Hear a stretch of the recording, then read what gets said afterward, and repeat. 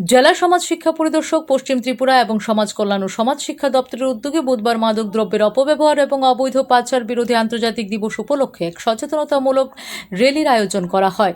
র্যালিতে উপস্থিত ছিলেন যুব বিষয়ক ও ক্রীড়া দপ্তরের মন্ত্রী টিঙ্কু রায়, পশ্চিম ত্রিপুরা জেলা পরিষদের ভারপ্রাপ্ত সভাধিপতি বিশ্বজিৎ শীল, মহিলা কমিশনের চেয়ারপারসন ঝর্ণা দেববর্মা, শিশু অধিকার সুরক্ষা কমিশনের চেয়ারপারসন জয়ন্তী দেববর্মা এবং পশ্চিম ত্রিপুরা জেলার জেলা শাসক ডক্টর বিশাল কুমার। এছাড়াও বিভিন্ন স্কুল কলেজের ছাত্রছাত্রী, শিক্ষক শিক্ষিকা এবং সামাজিক সংগঠনের প্রতিনিধিরা যার র্যালিতে অংশগ্রহণ করেন। এদিন র্যালিটি আগরতলা রবীন্দ্র শতবার্ষিকী ভবনের সামনে থেকে শুরু হয়ে শহরের বিভিন্ন গুরুত্বপূর্ণ সড়ক পরিক্রমা করে উমাকান্ত একাডেমি প্রাঙ্গণে গিয়ে শেষ হয়।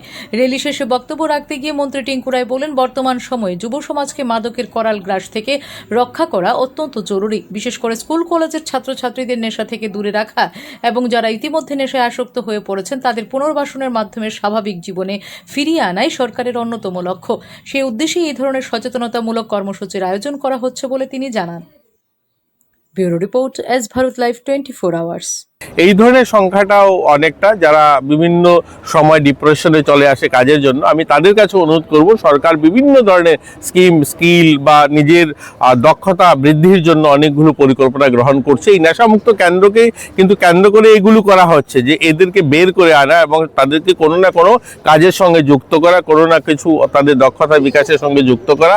এগুলো যদি করতে পারি তাহলে নেশামুক্ত আমরা করতে পারবো। কিন্তু আমার আবারও আপনাদের মাধ্যমে আজকের বিশেষ এই দিনে আহ্বান থাকবে যে আমরা সকলে মিলে সবাই প্রতিজ্ঞা করতে হবে যে আমি নেশা করব না, তবেই নেশামুক্ত সমাজ নির্মাণ করা সম্ভব হবে। নতুবা এগুলো স্লোগান, মিছিল, মিটিং, প্রশাসন এগুলো এমনিই থাকবে। যতক্ষণ পর্যন্ত প্রত্যেকটা মানুষ সংকল্প নেবে যে আমি নেশা করব না, দেখবেন নেশামুক্ত সমাজ নির্মাণ হয়ে যাবে।